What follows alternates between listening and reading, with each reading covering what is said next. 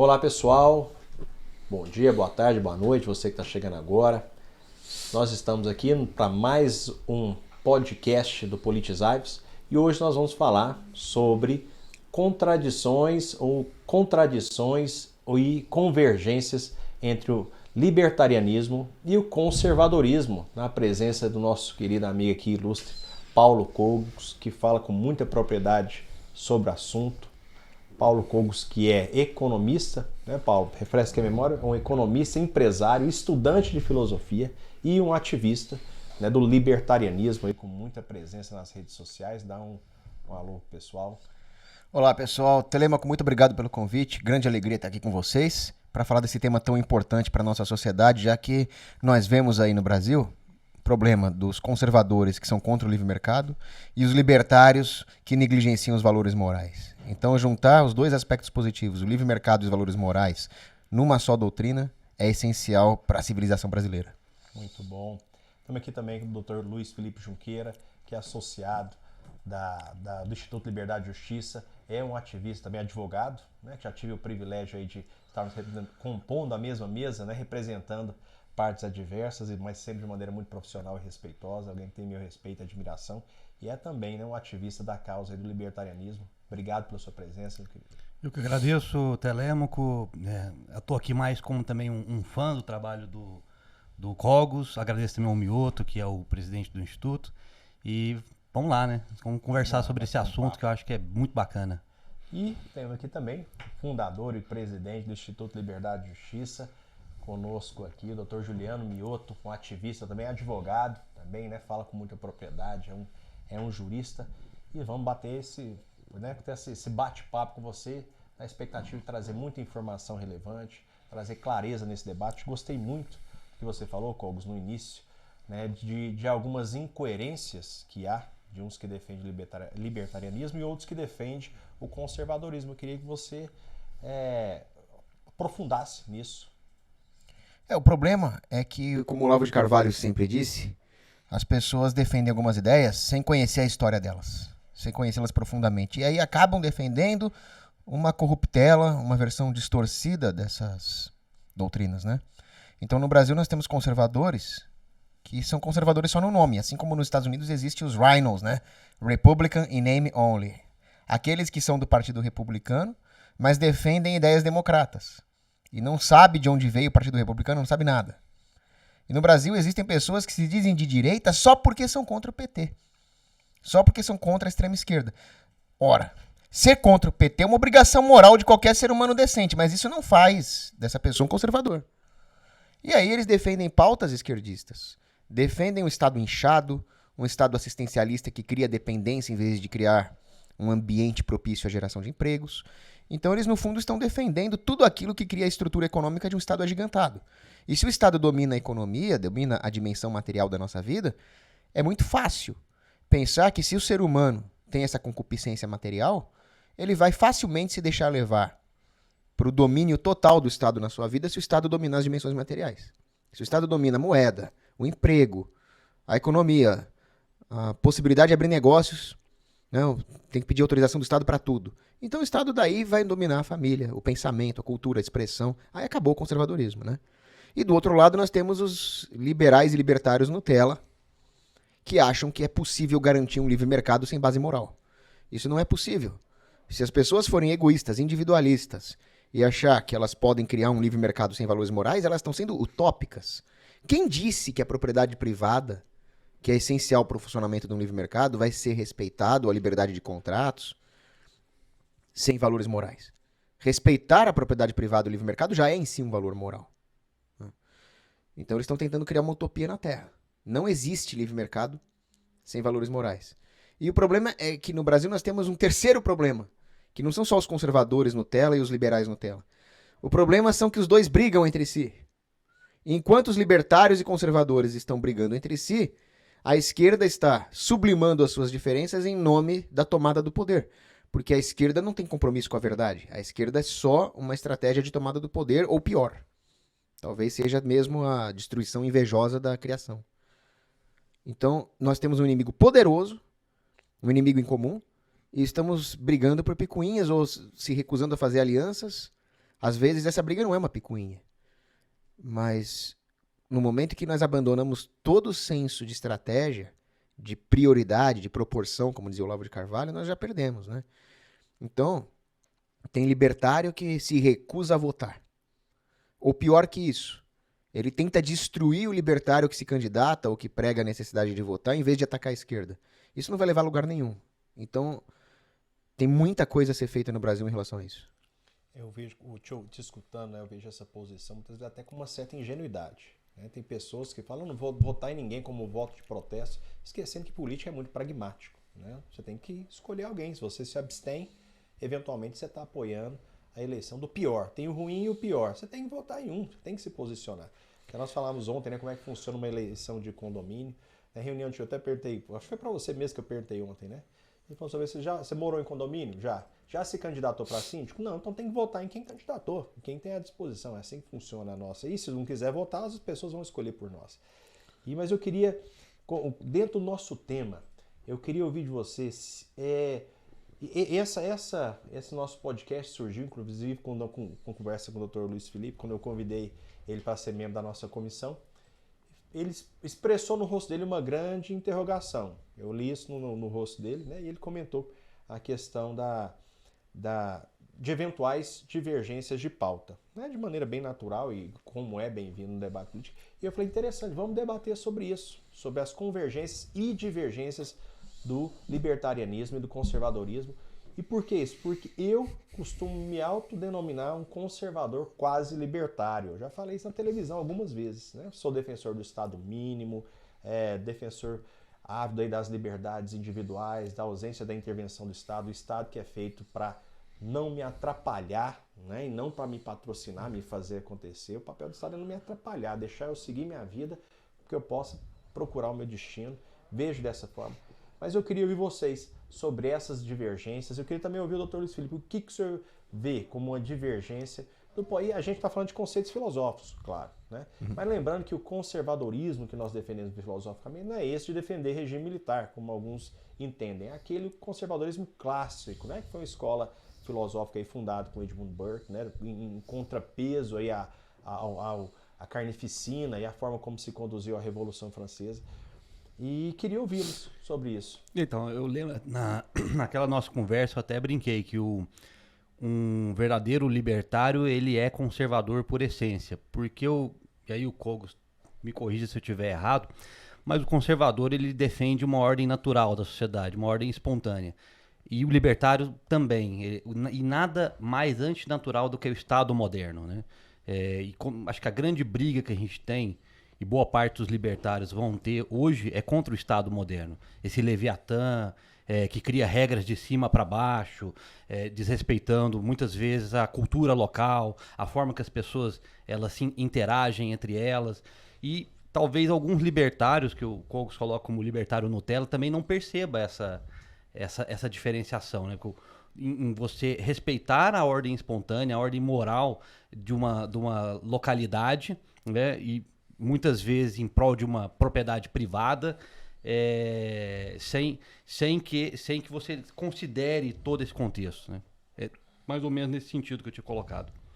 Eu tive oportunidade numa audiência de um juiz ironizar. Ele percebeu minha fala, doutor, o senhor fala, né? Me relacionou a uma autora de um livro clássico aí de quem defende, né, a economia liberal. E aí, o senhor já leu o livro? Claro, já li, doutor. Pois é, mas eu nunca entendi essa questão de liberal na economia e conservador nos costumes. E eu gravei até um vídeo depois sobre isso, está até nas minhas redes sociais, se o amigo quiser aí, né, seguir nas minhas pessoais, @telemacobrandão, depois vocês falam de vocês também. E para mim não há nada mais coerente do que você ser um conservador e liberal na economia, lembrando conservador clássico, porque quando a gente fala em conservar, a gente fala disso que eu estou falando, né? E a economia liberal remete inclusive ao escambo, a uma época de total ausência do Estado, nem monetizada a economia era. Isso é uma economia realmente liberal, né? A gente hoje fala de Bitcoin, alguém criou o Bitcoin, é usado, entre aspas, como escambo, porque não tem ali uma regulamentação estatal, atribuiu-se valores aqui, eu não quero realmente aprofundar na questão de Bitcoin ou moedas virtuais, enfim, o nome que se dê a elas, mas a gente esse é o contexto de uma ausência de regulação estatal. Então você ser liberal na economia é conservar inclusive os princípios lá do tempo onde o Estado não intervinha na economia, né? E eu não vejo incoerência nisso, pelo contrário, eu acho totalmente coerente você ser o liberal. O problema é que a política moderna americana, né, apropriou do termo liberal, dos liberais, para ser esse liberal que é liberal nos costumes e valores, né, que defende aí ao contrário que a gente não é liberdade, é libertinagem, pelo menos sob o meu ponto de vista. E a consequência disso é que há essa confusão de você achar que você é um liberal, aí teve que fazer essa separação, que liberal você está defendendo legalização de drogas, aborto, etc. Quando na verdade nós estamos defendendo a liberdade econômica. Então tem que se fazer essa distinção, liberal na economia e conservador nos costumes, nas nossas tradições. Faz sentido isso para vocês? Eu vi o doutor Juliano. Eu gosto de pensar o seguinte. Quando você usa o termo conservador, e aí eu vi que você sempre remete aí à questão de Edmund Burke, né? Nós temos outros autores também que escreveram sobre isso, Scruton e vários outros. E eu acho que a primeira coisa que você tem que pensar assim, conservar exatamente o quê? Tá? Quando você se diz conservador, o Rothbard tem um livro que ele fala, acho que é esquerda e direita, né? E ele dá a entender no livro ali, várias vezes ali, que o esquerdista, em certo ponto, ele também é um conservador a partir do momento que ele quer conservar o status quo vigente. Sim. Então, em um determinado momento, o esquerdista também pode ser considerado um conservador, porque ele não quer perder esse estado de coisas que ele acha, ele prega como se fosse uma conquista maravilhosa da humanidade, e a gente sabe que é a desgraça completa do Ocidente, né? Esse Estado moderno. Então, quando a gente começa a falar assim em termos conservador, direita, esquerda, liberal, libertário, e aí quando você vai falar assim, liberal na economia ou conservador nos costumes, eu acho que acontece exatamente uma coisa que o C.S. Lewis, quando ele escreveu o livro lá, Cristianismo Puro e Simples, eu não sei se vocês já leram, e uma das coisas que o C.S. Lewis ele começa lá falando no livro é como a palavra gentleman foi distorcida até significar como uma pessoa educada. A palavra gentleman, originalmente, era um cara que andava a cavalo, tinha um outro contexto completamente diferente de você atribuir a uma pessoa educada. Porque ele vai explicar como a palavra cristianismo também vem sendo, né, dilacerada e transformada. Até pessoas assim que nem sabem o que é isso, se dizem assim, eu sou também um bom cristão. Então, acho que todo o nosso debate aqui ele teria que partir primeiro de um entendimento do que é ser livre, do que é ser conservador. Acho que a gente nem deveria entrar aqui nessas celeumas de direita e esquerda. O próprio Telêmaco usou como exemplo o liberal, né? Que foi distorcido lá nos Estados Unidos. E aí a gente fica pensando assim, pelo menos assim, que acompanho esse debate há um bom tempo, eu acho sofrível toda a movimentação que se faz hoje no Brasil, tanto dos neocons, né, neoconservadores, os Nutellas, né, que o Cogos bem definiu, né? Tá tudo bagunçado. Os libertáriozinhos de rede social que fica ali gritando e fazendo ataques pessoais, né? Parece uma cracolândia o Brasil. O Brasil parece uma cracolândia de ideias, um negócio assim. Manicômio de ideias. Manicômio. E aí, por exemplo, o próprio conservadorismo burkeano, eu acho que ele nem se aplica ao nosso contexto. Ele estava escrevendo ali dentro de um contexto inglês, observando a Revolução Francesa. Ele preservar a monarquia. A preservação da monarquia. Que é um outro tema também que é distorcido no Brasil, né? Inclusive até pelos próprios defensores da volta da monarquia. Então, eu acho que a provocação que eu faço para nós aqui é isso, assim, mas a gente está debatendo que tipo de conservadorismo, que tipo de libertarianismo, que tipo de conceitos que a gente está debatendo aqui, porque senão a gente pode ficar pensando assim, quem está nos escutando, né? Vai pensar assim, mas esses caras estão falando exatamente ali é outra do cracolândia. quê? E eu vou encerrar aqui só um exemplo que eu vi de uma palestra, eu não lembro de um americano, e ele falando sobre a questão da palavra capitalismo. E ele falava assim, todas as discussões em torno, principalmente da esquerda, em torno do capitalismo, ele via da seguinte forma. A pessoa falava assim, você via uma carne, né? E falava assim, uma carne de vaca, e aí a pessoa falava assim, esse animal aqui, ele come milho, ele cisca, ele tem pena, mas Não, mas você está descrevendo uma galinha. Não, mas eu tô querendo falar, isso aqui é a carne de vaca, mas você está descrevendo uma galinha. E aí ele quis dizer o seguinte, a palavra capitalismo é da mesma forma, assim, eles falam assim, isso aqui é o capitalismo, mas descreve um socialismo, descreve um capitalismo de compadres, descreve uma coisa, uma aberração, que é tudo menos livre mercado, tudo menos capitalismo. Então a gente sempre tem esse problema da distorção e da falta de compreensão dos termos que são usados nos debates. Gostei desse ponto. Eu queria ouvir o Cogos a respeito. A minha opinião, nas minhas análises, a democratização da informação através de redes sociais revolucionou o mundo. Primavera Árabe, eleição de Donald Trump, Jair Bolsonaro, o próprio Brexit é um exemplo disso, né? na minha análise, na minha opinião. E a que ponto, né, ontem a gente estava no evento juntos e eu comentei, né, de um livro que está aqui na minha prateleira, Mentalidade Conservadora, de Russell Kirk, que já está na 20ª edição fora do Brasil, foi traduzida a primeira vez para o português, ano passado aqui. Então, a que ponto essa confusão que nós estamos falando é parte de um processo de formação de uma identidade de um povo que era carente de informação, e a que ponto a liberdade, através da democratização das redes sociais e acesso à informação, contribuiu para esse momento. Você vê dessa forma, que havia ali um cerceamento de acesso à informação e que tudo isso que nós estamos fazendo é um processo e que as redes sociais têm colaborado para isso de alguma forma? Telemaco, eu queria parar umas arestas, mas antes vou responder a sua pergunta porque ela é muito importante. O brasileiro ele descobriu que já existia. Então, a tecnologia da informação não criou nada novo. Já existia um conservadorismo arraigado no homem comum, no Brasil profundo, no interior, só que não havia coordenação, porque é muito difícil que um homem comum, conservador, valoroso do interior de São Paulo se coordene com um par dele aqui em Goiânia ou lá em Sergipe. Então, a tecnologia informacional permite essa coordenação. Antes não existia. Antes existia uma falsa coordenação, uma falsa representação do homem comum brasileiro pela mídia grande, que não representa outra coisa senão algo externo ao Brasil, que são os pensadores progressistas da elite de Harvard e dos banqueiros de Londres, que não tem nada a ver conosco, não são conservadores. E aí a Globo passava aquelas ideias como se aquilo fosse representação do povo brasileiro, e não é. Então a tecnologia da informação ela fez o seu papel. Como qualquer tecnologia, ela não cria nenhuma virtude, ela não cria nada novo, mas ela facilita a coordenação para o bem. Isso aconteceu, tanto que elegemos o Jair Bolsonaro dessa forma, elegemos o Trump dessa forma.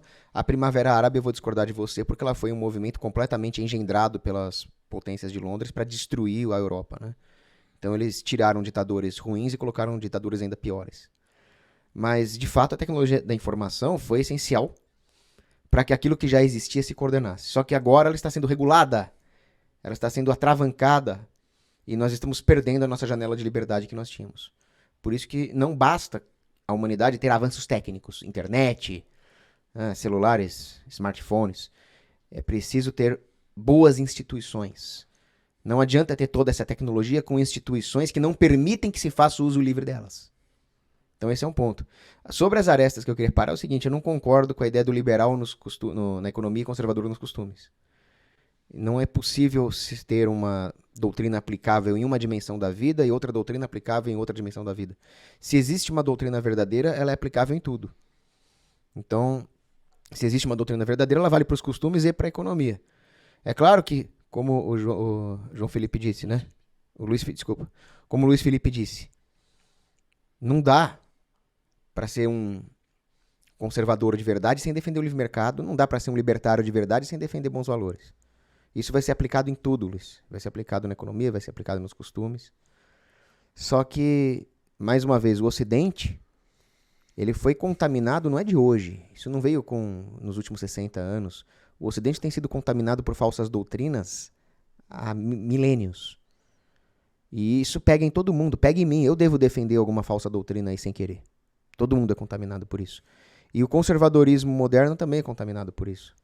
Então, o Burke, por exemplo, eu não o considero um conservador. Eu considero o Burke um liberal moderado. Porque ele criticou a Revolução Francesa, que foi uma revolução sanguinária, assassina, que matou padre, matou freira, confiscou propriedade privada, mas ao mesmo tempo ele defendeu a Revolução Gloriosa. E a Revolução Gloriosa foi um ato inominável de usurpadores que destruíram a monarquia católica inglesa. Claro que ela foi bem menos sanguinolenta que a Revolução Francesa, mas por que o Burke defende uma e ataca a outra? Porque o Burke tem esse problema. Ele não é coerente naquilo que ele defende, que é no conservadorismo que ele defendeu. Porque o conservadorismo dele é um conservadorismo selecionado para certas situações. No fundo, ele é um liberal. O verdadeiro conservadorismo, entretanto, ele não vai deixar de ter uma dimensão de sabedoria prática. Mas isso não significa que ele vai ser pragmático. Porque o pragmatismo, na sua concepção filosófica, no Bergson, ele é um utilitarismo. Ele é a ideia de que nós vamos ter a busca de uma certa utilidade ali em detrimento de uma base de valores. Isso é o pragmatismo. Os fins justificam os meios. Mais ou menos isso. Exatamente. Então, nesse ponto, nós não temos que ser pragmáticos. A política não é a arte do possível, né, como dizia o Bismarck. A política é uma parte de uma vida ética. Aí é Aristóteles. E mesmo nos cárceres dos mártires, aqueles mártires cristãos conseguiram ser éticos. Então, por que nós não vamos conseguir ser éticos na política?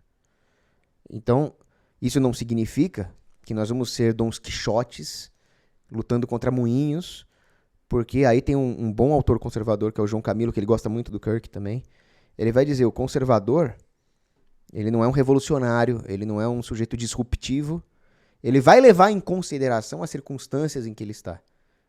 Então, na prática, ser conservador obedece à mesma doutrina em qualquer tempo e espaço, mas com cálculos práticos diferentes. Se você está no Brasil de hoje, ou se você está no Brasil dos anos 60, ou se você está nos Estados Unidos nos anos 30, as circunstâncias contam. Porque nós não podemos revolucionar a sociedade.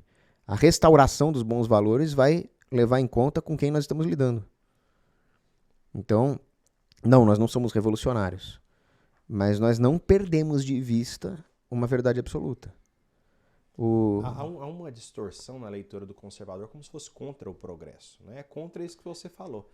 Esse movimento revolucionário, que era a grande crítica do Edmund Burke. Fazer isso através de uma revolução principalmente sanguinária como foi a francesa. Não sei se a minha leitura está equivocada, mas é assim que eu vejo. O principal combate dele era ao movimento revolucionário.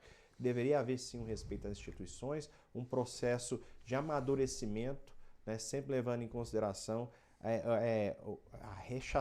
a ignorar um processo revolucionário e violento. Inclusive a própria esquerda chegou a essa conclusão. Né? Karl Marx também defendia o processo revolucionário e nós temos os gramscistas que foram muito foram muito mais bem-sucedidos defendendo o processo, né, que a apropriação cultural, vamos dizer assim, da guerra cultural, de ocupar espaços de influência, que mostrou ser muito mais eficiente que a própria revolução. Estou errado na minha análise? Nossa, a análise está perfeita. Eles atacaram as bases da sociedade. Em vez de atacar acidentes, eles atacaram a essência. Porque uma boa sociedade, ela vai ter as virtudes na sua essência. Ela vai ser o que Aristóteles falava sobre a vida virtuosa, né? A atividade da alma compatível com as virtudes. Aquilo vai estar na essência de uma sociedade.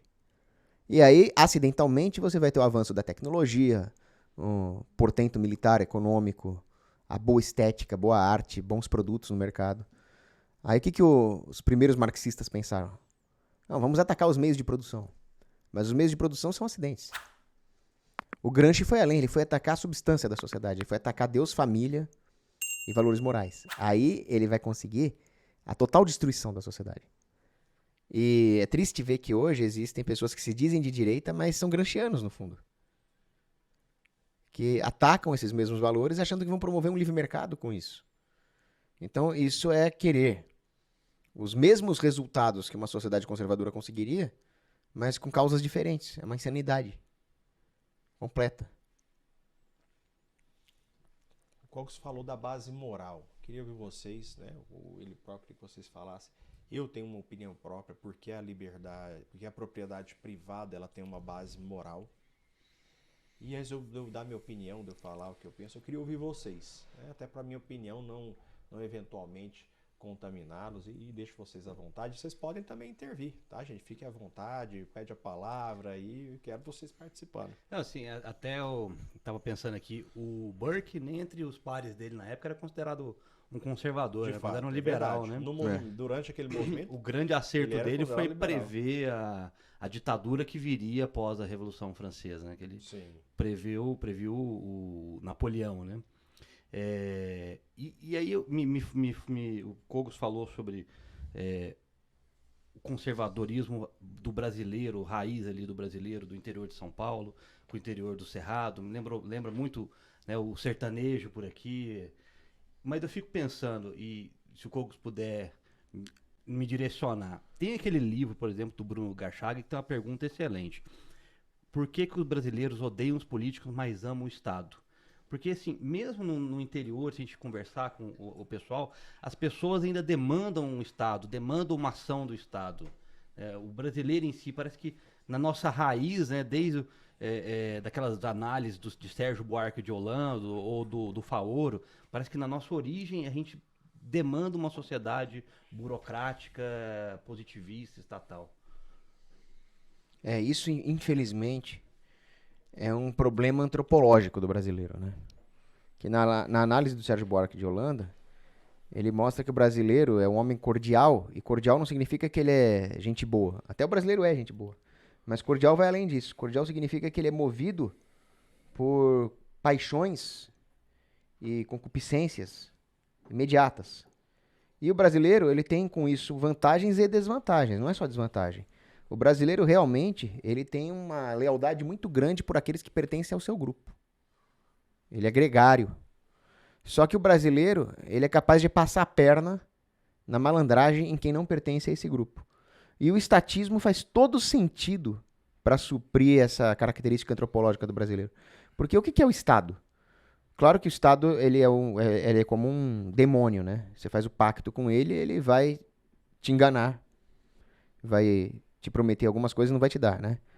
Mas quando você faz um pacto com o demônio, ele te promete mundos e fundos e só leva a sua alma. Mas o Estado oferece nesse pacto o quê? Eu vou te dar mamatas, eu vou te dar privilégios, eu vou te dar vantagem, eu vou te dar coisas fáceis e de graça. E aí o brasileiro quer levar vantagem. À custa de quem? À custa dos outros.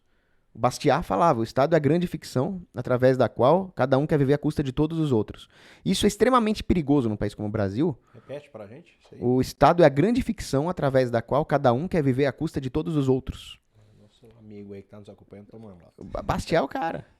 E isso pro Brasil é muito perigoso, porque o brasileiro, ele é muito leal e corajoso para com os seus amigos, do seu bairro, do seu time e da sua família.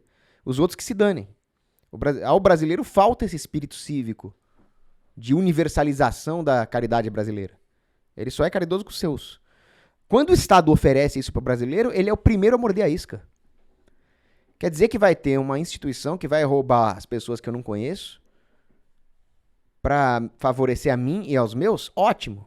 O que o brasileiro não consegue enxergar, porque aí teria que ter um conhecimento econômico mais profundo, é que ele vai fazer isso com todo mundo e todo mundo vai afundar junto. E no final todos estarão em pior situação. E menos quem controla o Estado, né? Então, o brasileiro morde muito fácil a isca do estatismo. E até o conservadorismo do brasileiro não funciona como freio. Você pensa, como é que pode o sertanejo ser tão conservador, ser contra a agenda progressista e defender o Estado? Porque justamente ele está lá preocupado com a família, que é uma coisa louvável do brasileiro, e aceita que o Estado roube as outras famílias para dar para dele. Esse é o problema do brasileiro. Ele não universaliza os valores. Claro que nós temos que ter cuidados com a nossa família, mas nós não podemos esquecer que a caridade cristã é com todas as famílias, não é só com a nossa.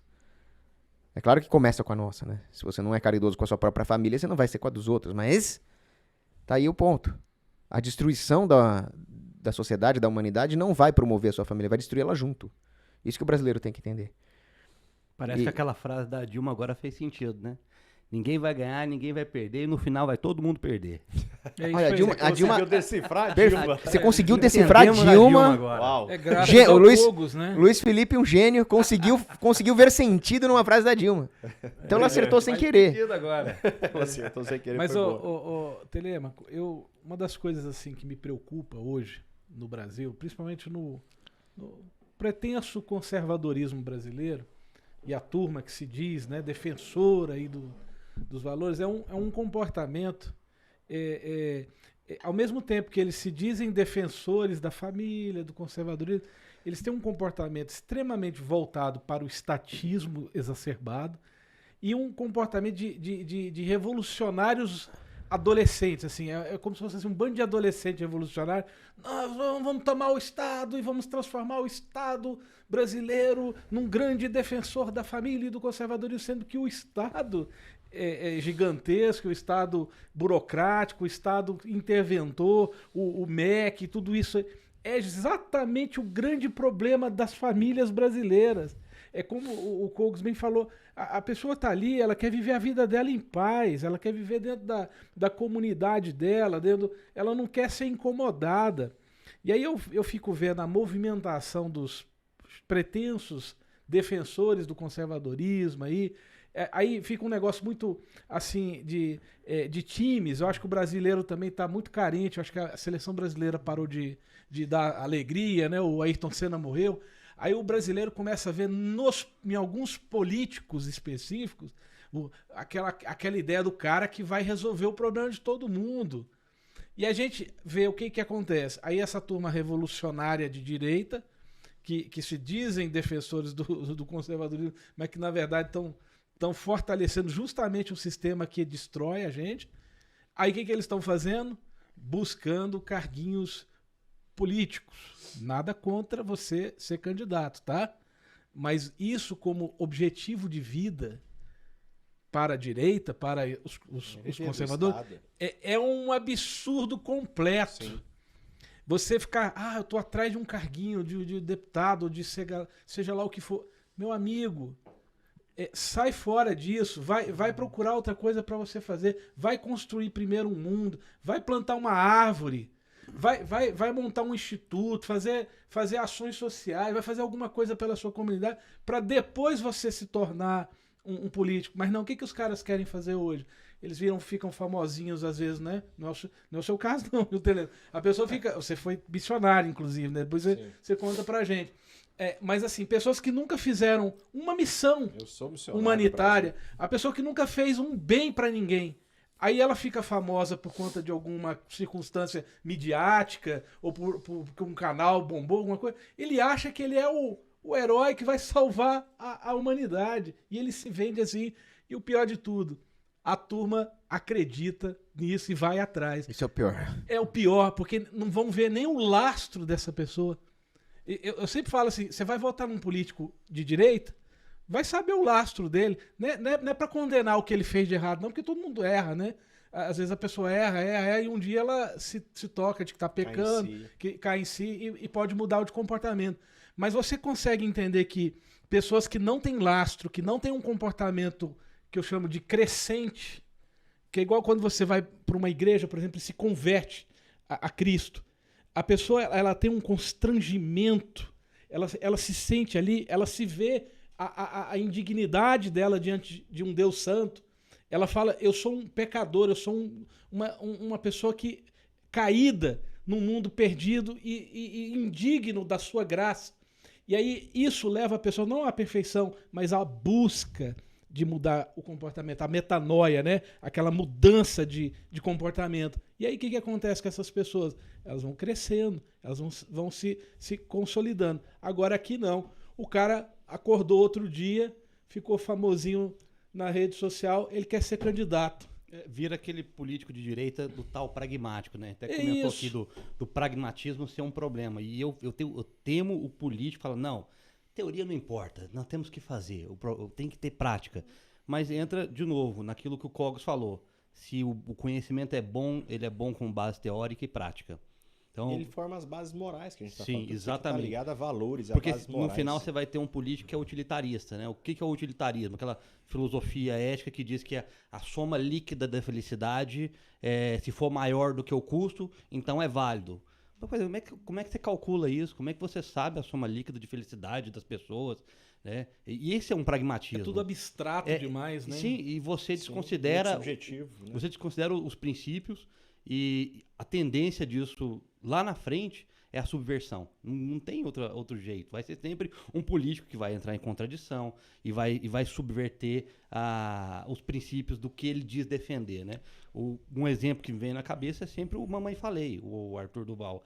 Inclusive, esse dia eu estava vendo um vídeo dele para tentar se defender lá do que aconteceu, a despeito do que aconteceu.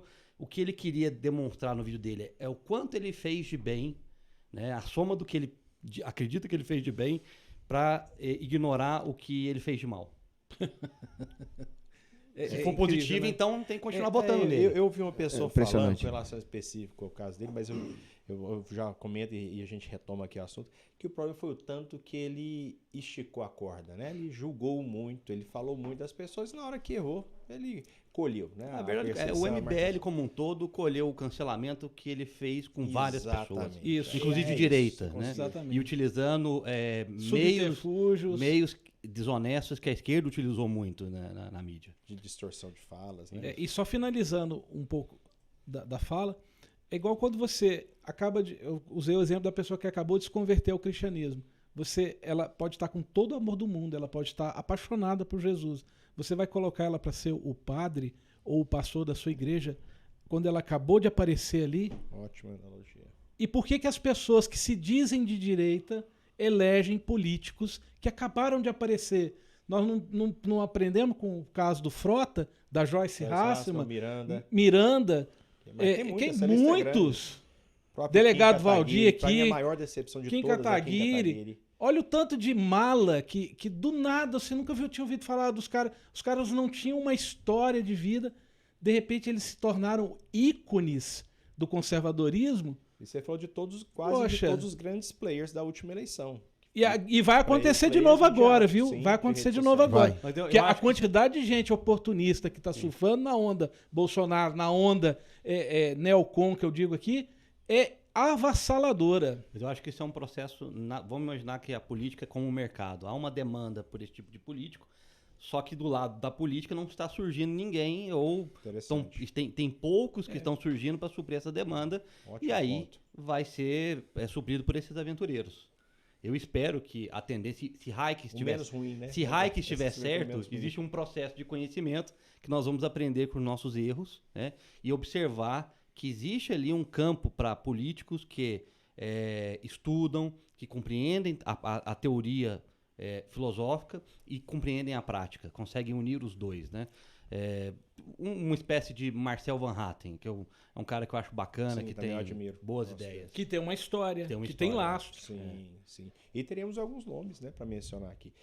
Quem está nos ouvindo agora, tem muita gente que mal sabe, né? Conservador tem muito romance em torno do que significa conservadorismo e muito mais de libertarianismo, que é realmente uma linha filosófica pouco abordada, né? Com a ascensão aí do bolsonarismo, do Bolsonaro ao poder, o conservadorismo, entre aspas, virou pauta, virou assunto, a maioria das vezes de forma distorcida, como eu fui acusado ao ser nomeado presidente da Comissão da Advocacia Conservadora, de lambedor de bota de milico, de ditador, de muita coisa. Essas duas foi o que mais marcou, lambedor de bota de milico, defensor de ditadura. Ou seja, há distorções. Onde que eu quero chegar? As pessoas não sabem do que estão falando. E libertarianismo ainda mais. Eu queria que vocês falassem mais com um público, eu sei que vocês são intelectuais brilhantes, estudiosos, mas, provavelmente os advogados, né, gostam de falar o tal do juridiquês, mas de forma simples, como que você explicaria, qual que eu queria ouvir vocês, né? Se for a mesma opinião, mas cada um tiver uma opinião, o que é o libertarianismo, para o nosso amigo que está nos prestigiando, entender do que nós estamos falando. Queria só complementar uma coisa que eles falaram antes. Claro, fica bom. Mas antes de dizer o seguinte, eu que conheço o Telêmaco sei que a última coisa que ele seria é lambedor de bota de milico. Tá? Porque ele é um crítico muito mais tenaz do que eu contra a ditadura militar. Eu até vejo algumas vantagens na ditadura militar. Ele falou que não, que isso aí não é nem conservadorismo. E realmente não é. Aquilo é um positivismo desenvolvimentista que está muito mais próximo do trabalhismo getulista do que de conservadorismo. Perfeito. O meu único elogio à ditadura militar é que o Coronel Ustra sabia lidar com a esquerda, né? Sim, mas vejo ela também dentro como uma necessidade. Estaremos muito pior. Eu gosto de pontuar isso, porque só fica parecendo que eu sou contra, né, diametralmente oposto aí ao que aconteceu no Brasil, mas eu vejo que foi necessário para impedir que hoje nós fôssemos aí uma república comunista, socialista, sei lá. Mas eu queria te ouvir para explicar para o nosso...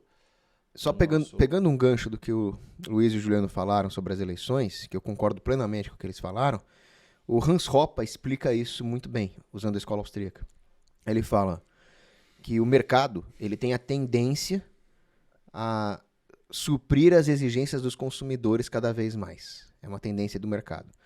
Quando o brasileiro, que foi vítima do sistema educacional do Paulo Freire, faz essa demanda por políticos que falam coisas agradáveis, coisas da moda, coisas politicamente corretas, coisas populistas, vindas até dessa falsa direita que existe por aí, a democracia vai suprir isso.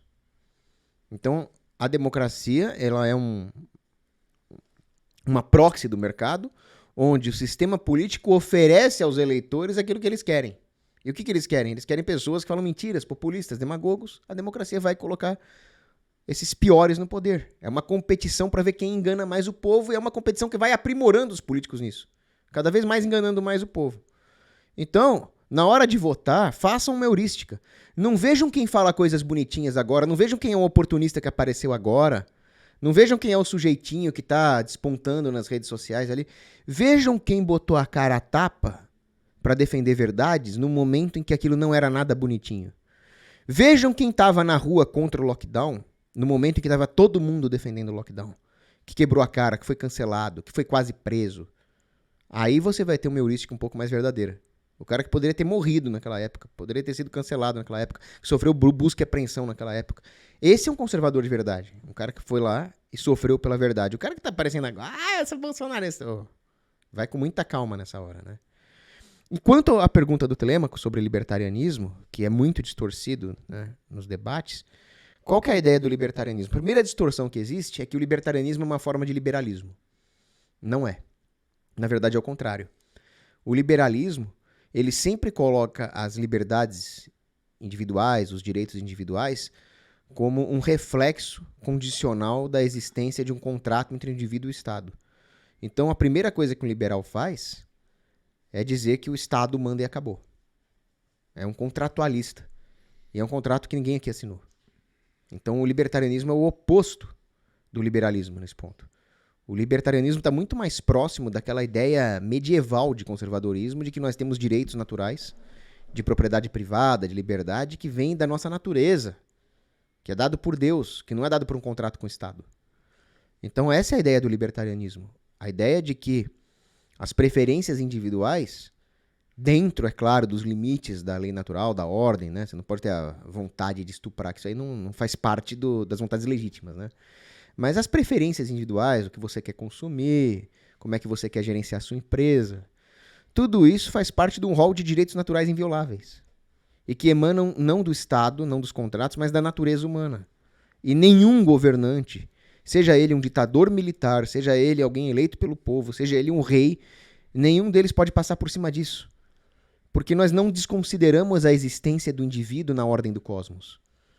Quando o utilitarista, que o Luiz muito bem lembrou, fala, não, é a soma das utilidades, a soma das felicidades, ele está deixando de fazer justiça com o indivíduo que está no plano de Deus. Vamos lembrar agora do que diz a doutrina cristã. Qualquer indivíduo que exista, ele foi planejado antes dos séculos, na providência divina, e Cristo morreu por ele na cruz. Como que chega um professorzinho de economia e fala que ele é só um número num gráfico e que a justiça pode ser desconsiderada em nome da utilidade maior que ele tirou do canal retal dele? Isso não pode existir. O libertarianismo ele vai colocar esse indivíduo de volta na ordem do cosmos. E as suas vontades, as suas preferências, embora não absolutas, elas vão ser levadas em conta. Isso é libertarianismo. Muito bom, muito bom. Eu perguntei da questão, eu fiz uma pergunta também, nós acabamos passando para frente, eu queria ouvir vocês sobre a questão moral, que você tocou nela novamente. Há uma questão moral na defesa, porque a pauta esquerda, né, da desconsideração da propriedade privada, do bem coletivo, ela tem a defesa de uma causa aparentemente nobre, que é a igualdade. correto, combate à miséria, à pobreza. Então esses são os subterfúgios morais usados para isso. Mas ignorar, usurpar a propriedade privada, seja uma pedaço de terra, seja um celular, há também uma grave violação moral nisso. Como eu disse, eu tenho minha opinião, mas queria ver como vocês veem isso, se veem, e por que para vocês é grave essa questão de violar a propriedade, ao ponto de os libertários serem contra o que vocês defendem, que é um confisco o imposto, porque ele não é voluntário, né? Alguém vai lá e te obriga a pagar, ele é imposto, é algo, como o nome diz, é uma imposição. Então eu queria que vocês falassem a respeito dessa questão moral por trás da propriedade privada. O libertarianismo, acho que como qualquer filosofia política, tem muitas vertentes, e a gente já falou que tem muitas brigas internas, né, no ponto de vista das ideias, né? Então você tem libertários que defendem de forma o utilitarismo, aquela turma ali do filho do Milton Friedman, o David Friedman, né, escreveu um livro sobre anarcapitalismo, defendendo o anarcapitalismo com bases utilitárias. Você tem libertários que defendem, como Kogos, uma base justnaturalista. Mas se eu puder resumir aqui com as minhas palavras, a ideia do libertarianismo é uma ética jurídica de não violação da propriedade. E pode-se colocar o indivíduo, né, como uma autopropriedade. Então você não pode violar, utilizar a agressão para conseguir o que você quer por meio da agressão, violência contra aquele determinado indivíduo. Por que imposto é roubo para um libertário? Porque o Estado, para tirar o imposto, ele tem que te agredir, ele tem que te obrigar. Não é voluntário, você não está pagando imposto. Você não, apesar do direito brasileiro colocar você como contribuinte, você não é contribuinte coisa nenhuma. Tente não pagar teu imposto, o que vai acontecer? Primeiro vão tentar confiscar as suas propriedades, depois talvez a sua liberdade, né? Então assim, o que é imoral para o libertário, e podemos colocar lá o princípio de não agressão, né? O que é imoral para o libertário, e o que envolve a propriedade material seria uma espécie decorrente da sua própria existência, né? Porque é sua, né? Essa violação, essa violência, essa agressão injusta contra si e suas propriedades. É basicamente essa ideia que o libertarianismo colocaria, e eu diria até que questões religiosas, me parece que o cristianismo bate muito bem com o libertarianismo. Eu não acho que, por exemplo, religião como o islamismo, né, o muçulmano, ele não bateria muito bem com ideias libertárias, porque o indivíduo ele é um meio para um fim da sociedade. Diferente do cristianismo, como coloca aqui, que o indivíduo ele existe no cosmos. Ele é um ser em si mesmo, né? Ou algo assim. Eu costumo dizer, e eu já fui alertado aqui, nós já estamos caminhando, passa rápido, né, esse bate-papo entre amigos, nós já estamos aí perto do nosso encerramento, e eu vou comentar e deixar vocês já para fazerem, né, suas considerações finais, falando sobre essa questão moral, e também faço apelo para vocês, né, nas suas considerações finais, convidarem os amigos para estar interagindo com vocês nas suas redes sociais.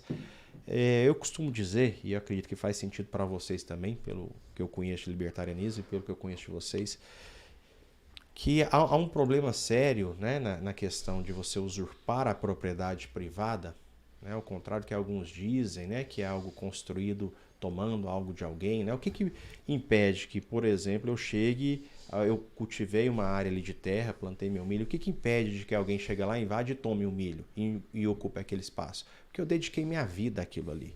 E ao ele usurpar aquele espaço, ao ele pegar aquele milho que eu trabalhei, que eu lavrei, eu plantei, ele está tomando a minha vida que foi investida naquilo ali. A mesma coisa desse dispositivo, para comprá-lo, eu paguei por ele não me foi dado. Não existe almoço grátis, a gente sabe disso. Ao pagá-lo, eu paguei com dinheiro, o dinheiro eu ganhei trabalhando, o trabalho foi meu tempo é minha vida.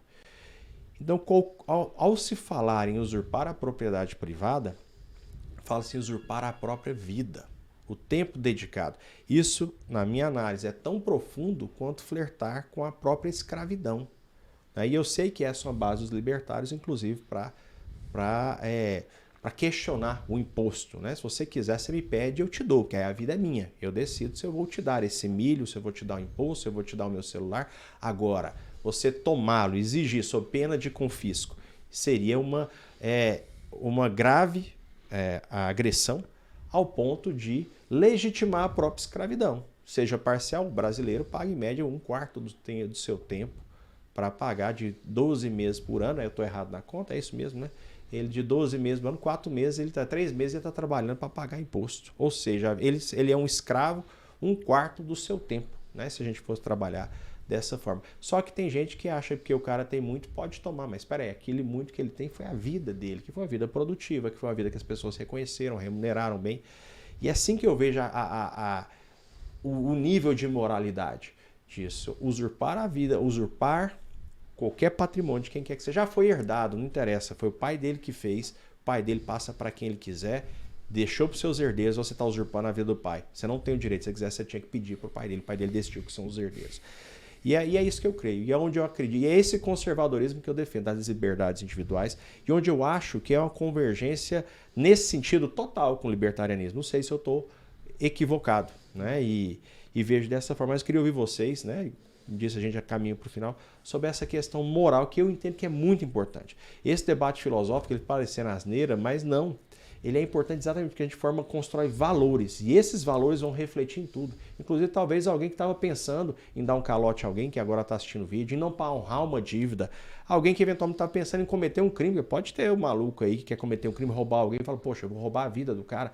Então isso constrói, inclusive, isso interfere em toda uma sociedade. Por isso eu acho muito relevante a discutir a moralidade né, de qualquer filosofia. Excelentes pontos. Irretocáveis, eu diria. E é justamente isso, né? Alguns liberais, alguns defensores da liberdade econômica olham torto para os conservadores como se eles fossem inimigos da liberdade econômica, porque eles querem, com o perdão da palavra, cagar regra. E não é nada disso. Isso aí volta ao que o Juliano falou. Eles estão tendo uma visão distorcida do conservadorismo. Alguém está descrevendo uma outra coisa para eles, um puritanismo, que não é o verdadeiro conservadorismo, né? Porque se formos ver a história das ideias, o que é uma pessoa jurídica, né? A pessoalidade e, portanto, a dignidade de uma organização econômica, de uma empresa. O que é o direito à herança? Tudo isso surge no bojo da filosofia católica. Então foram os pensadores católicos, os escolásticos, os jesuítas que disseram que se um pai de família realmente tem direito de propriedade privada, ele também tem direito de escolher quem vai ficar com essa propriedade privada, que é o sagrado direito à herança. Isso já vem desde a Roma Antiga, inclusive. Foi no bojo dos pensadores católicos, do monasticismo medieval, que surge a ideia de pessoa jurídica para preservar a dignidade das ordens monásticas e depois se transfere para as empresas privadas. Então, é realmente no seio do pensamento conservador mais raiz que surge com os conceitos de liberdade econômica, de direito à propriedade privada. E aí os comunistas, eles, mais uma vez vou pegar um gancho do Juliano, né? Eles sempre vão fazer essa dialética de destruir o que havia antes, num processo revolucionário, criar um novo status quo onde eles têm poder, e a partir daí eles vão criar novos revolucionários com ideias cada vez mais esdrúxulas, criando sempre uma dialética de destruição dos valores societais, civilizatórios, e mergulhar a humanidade numa loucura cada vez maior. Então, o que eles estão conservando? Eles só estão tendo um referencial móvel. Hoje vamos conservar isso, amanhã vamos conservar aquilo, e eles não veem que conservar é conservar aquilo que é perene, aquilo que é imutável. Ótimo. A dignidade de uma família, a dignidade de um dono de propriedade privada é um valor imutável. E aí quando os comunistas falam, não, mas o cara que se apropriou da terra está se apropriando da terra de todo mundo, isso é um ato de extrema soberba. Porque eu não posso dizer que o sujeito que plantou o alimento que eu comi hoje se apropriou de alguma coisa que era minha. Eu não entendo porcaria nenhuma de agricultura. Eu não sei lidar com fazenda. Eu sou um piá de prédio, como dizem os gaúchos. Né? Como dizem os paranaenses. Então, se aquela fazenda, o governo falasse aquela fazenda também é do Paulo Cogos, eu ia morrer de fome. Porque eu não sei lidar com ela. Graças a Deus, alguém se apropriou daquela fazenda, tornou sua propriedade privada e disponibilizou alimentos baratos para mim na economia. Então eu saio ganhando quando aquela fazenda pertence a alguém que sabe lidar com ela, que tem incentivos para lucrar com ela. Se ela fosse minha, eu tava ferrado. Você falou a palavra gratidão, gostei. Vamos lá. Tem um negócio interessante. Obrigado, Agro. Tem um negócio interessante que eu vi, acho que até numa palestra da Denise. Por que tigres estão em extinção e gado você tem aos milhares. Que tem dono, né? Porque gado tem dono. E Tigre tá lá solto na floresta. Muito bom. Não é? Então, assim, É o Estado que simples. cuida, né? É o Estado que cuida dos tigres. Eles criam reservas ambientais para cuidar dos antílopes raros. Tem um artigo lá no. Acho que tá até no Mises que pode escrever dessa forma. Se quer salvar a natureza, privatize. Privatiza. E as reservas privadas que servem para safari, elas estão indo de bem a melhor. De bem é melhor. Porque onde há um interesse privado, onde há um interesse econômico e até que seja emocional, o cara tem um apego emocional. Você está apegado emocionalmente à sua estatueta ali. Do Dom Quixote, né? Parece um Dom Quixote. É um dos três Né? mosqueteiros. É um dos não três deu pra trazer na mosqueteiros. mala os três, foi só um. É porque eu vi a espadinha ali, eu achei Pareceu que era uma lança. Mas olha só, você tá apegado àquilo ali, você vai cuidar, você vai passar um paninho todo dia, você tá correndo para cuidar daquilo ali. Agora, se aquilo ali fosse uma propriedade pública, meu amigo, já tinha pombo cagando ali na cabeça dele. Vira a cachorro tragédia dos mijando, comuns, né?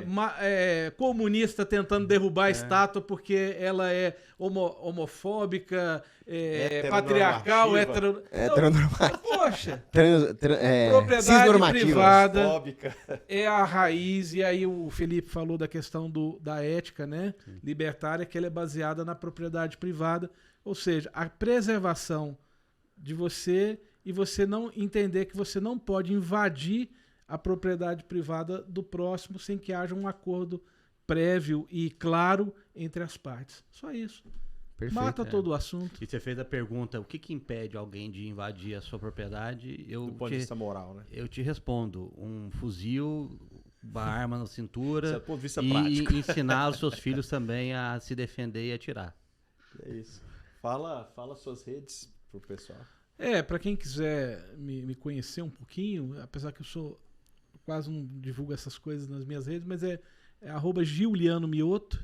Juliano com G. Com G, G-I-U, mas eu Mioto prefiro com que 2 T's, vocês me sigam, se for seguir, a Turminha da Liberdade, @Turminha da Liberdade no Instagram e o @Liberdade Justiça, que é o nosso instituto, e a gente está fazendo um monte de trabalho bacana aí, né, Felipe? Quero que você fale disso, porque eu esqueci de mencionar no começo. A Turminha da Liberdade, em termos bem práticos, é literatura infantil sem pegadinha. Você vai dar para os seus filhos livros infantis que trazem conceitos extremamente complexos, mas de uma maneira super simples, super didática, né? Assim que a criança você vai poder dar para o seu filho a oportunidade dele entender melhor esses conceitos e não ser enganado por nenhum professor esquerdista. Um pequeno spoiler aqui, tem um personagem lá baseado no Cogos. O Cogros o Terrível, né? Que é do primeiro Uma livro da brincadeira. Anya, que é o Com livro a para minha os pequenininhos. ponte privada ali. A pontezinha dele, ele tem um tanquezinho de guerra e só passa pela ponte quem fala mal do rei malvado, que no caso é o governo. Olha só. Muito bom. Vamos lá. Eu sou movimento pouco na internet, eu sou meio ermitão, né? Mas meu Instagram é LFJ Andrade, né? De Luiz Felipe Junqueira. Mas sigam as redes lá do Instituto Liberdade e Justiça, que para ficar ligado aí nos movimentos que nós estamos fazendo, nos eventos. E na internet tem gente com muito mais propriedade aqui, como o Cogos, produzindo bons conteúdos de libertarianismo e propriedade privada. E fala as suas. As minhas redes estão com Shadowban, então vocês vão ter que digitar exatamente como eu vou falar. No Instagram, @PauloCogos, Paulo K-O-G-O-S. Aí vai aparecer lá se vocês digitarem tudo, até o último S. Senão não aparece. Não sugere, né? Nós passamos por isso ontem, né? Eu tava seguindo outro Paulo Cogos Pois por é. causa disso. Aí no Twitter tá um pouco melhor agora, né? Que saíram os lacradores lá. Então é @PauloCogos2022 no Twitter. E o meu canal no YouTube é Ocidente em Fúria com Paulo Cogos. Sensacional. E é isso, meus amigos. Agradeço o carinho da audiência de vocês. Se você ainda não se inscreveu no canal, faça isso agora. Ativa as notificações aí do sininho para ficar por dentro de tudo que a gente publicar. E não esqueça de deixar seu comentário, sua sugestão de pauta, compartilhar também esse material com os amigos. Isso tudo aqui é com o único propósito, de construir um Brasil melhor. Um abraço para vocês. Pessoal, se esse conteúdo faz sentido para você, não se esqueça de se inscrever no canal, ativar as notificações para ficar por dentro de tudo que a gente publicar E também deixar o seu like, comentar e compartilhar com os amigos para a gente levar essa mensagem adiante. Vamos junto construir um Brasil melhor.